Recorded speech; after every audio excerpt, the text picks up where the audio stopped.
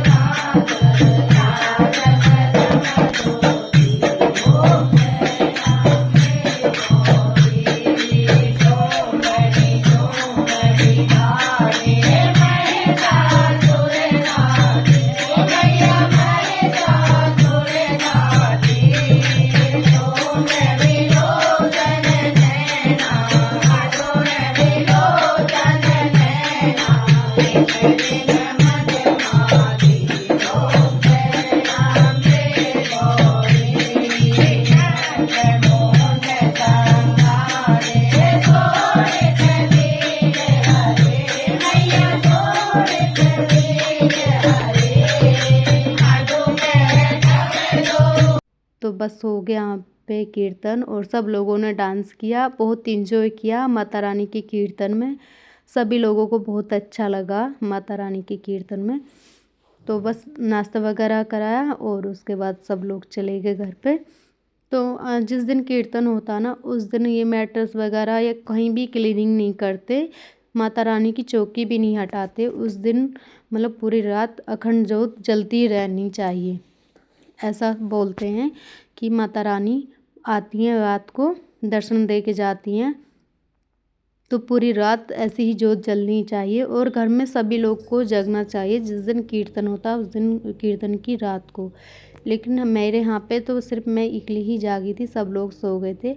अगर ऐसा कभी होता है किसी के घर में कि सब लोग नहीं जाग सकें तो कोई ना कोई तो जागना ही चाहिए घर में पूरी रात, क्योंकि माता रानी के दर्शन होते हैं। तो यहाँ पे बज गए थे 3। तो बस ऐसे ही पूरा टाइम निकल गया। बार बार मैं माता रानी के पास आके दर्शन कर रही थी, बातचीत कर रही थी माता रानी से। और फिर उसके बाद मॉर्निंग हो गई, मतलब सुबह हो गई, तो माता रानी को प्रणाम किया और धरती माता को भी प्रणाम किया। और फिर बस हम चल दिए क्लीन करने, जैसे डेली क्लीनिंग करते हैं। तो बस यहाँ थोड़ा टाइम लग गया क्लीनिंग करने में, क्योंकि मैट्रेस वगैरह भी इधर से उधर हटाना भी था। सबसे पहले मैंने पानी वगैरह पिया था लाइट जलाने के बाद, और मेन गेट खोल दिया। मेन गेट थोड़ा पूरी रात खोल कर रखी थी मैं। ऐसा कहते हैं नाइट में गेट भी थोड़ा खोल कर रखना चाहिए। तो आप देख सकते हो यहाँ पे सुबह के 4 बज गए। तो उसके बाद मैं क्लीनिंग करने लगी थी, और मेरी नहीं माता रानी की आशीर्वाद से मेरा ज्योत जलती रही। क्लीनिंग करने के बाद भी ज्योत नहीं ठंडी हुई, तो मैंने क्लीनिंग कर दी, लेकिन चौकी माता रानी की चौकी नहीं हटाई थी, क्योंकि कहते हैं ऐसा जब तक ज्योत जलती है जब तक दीपक को हटाना नहीं चाहिए, चौकी को हटाना नहीं चाहिए। तो मैंने माता रानी की चौकी नहीं हटाई थी। क्लीनिंग वगैरह हो गई थी यहाँ पे सारी।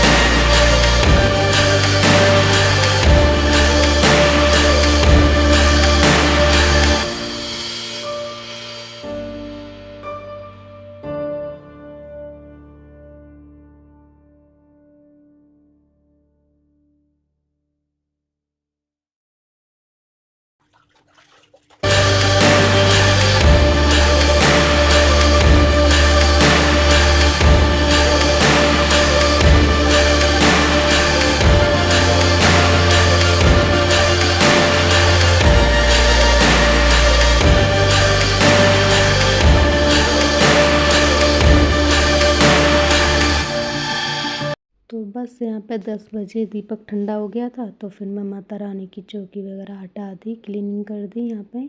बस यहीं तक आज का मेरा ये वीडियो था।